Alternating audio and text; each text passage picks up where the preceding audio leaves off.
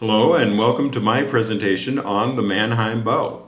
The Mannheim bow is a specialized type of classical music bow. It was used in Mannheim but also in Paris during the period of time between about 1765 and maybe 1795. The Mannheim bow is sometimes confused with this bow. This is a Kramer style bow. The Kramer has this little edge that goes back from the tip. That's also characteristic of Mannheim bows, but the Kramer bow was a later bow and it was very heavy and it was made in England. The Mannheim bow is actually much more delicate. Wolfgang Amadeus Mozart came into contact with the Mannheim bow on his trip to Mannheim and Paris in 1777 and 1778. When he arrived in Mannheim in 1777, he had hoped to get a job as a violinist. He'd prepared 5 violin concertos that he wrote himself. But when he got there, he discovered that the Mannheim musicians were pretty darn good violinists. He heard the virtuoso Franzo play, and he wrote back to his father and said, "These people do difficulties that I'm not a fan of." Part of the reason they could do these difficulties is because they had a very specialized type of bow. As opposed to the Baroque style bow that Mozart was used to, which had a low tip and was fairly short and didn't have precise regulation of the tension of the horsehair. The Mannheim bow was longer, it was lighter, it had the possibility of playing with a singing tone.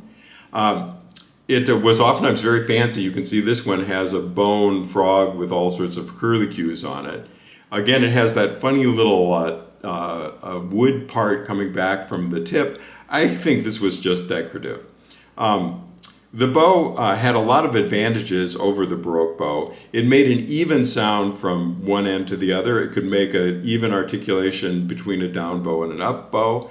It did fast notes with a precision and articulation that was stunning, especially when the Mannheim violinists used it.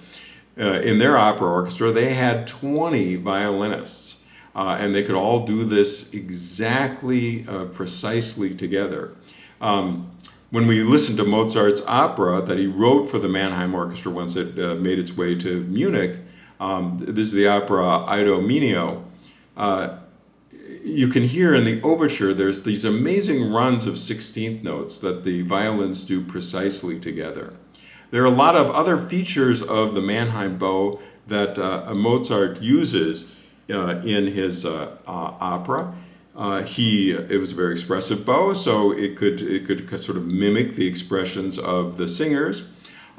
Because it was a light bow, it could make very delicate accompaniments. It was also excellent for these little eingangs, these little insertions between when the singer is done with a phrase and the next phrase is getting ready to start.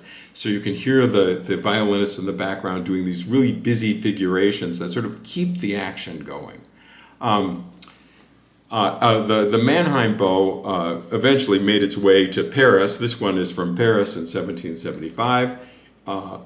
These were awesome for the lighter style sort of comic operas of the 1770s in Paris. And by the time we get to the 1780s, it has a new addition to it. This is a bow made by Francois Tort in the 1780s. And it has this little metal piece, which was the ferrule. And what it did is it kept the horsehair flat so it wouldn't just bunch up.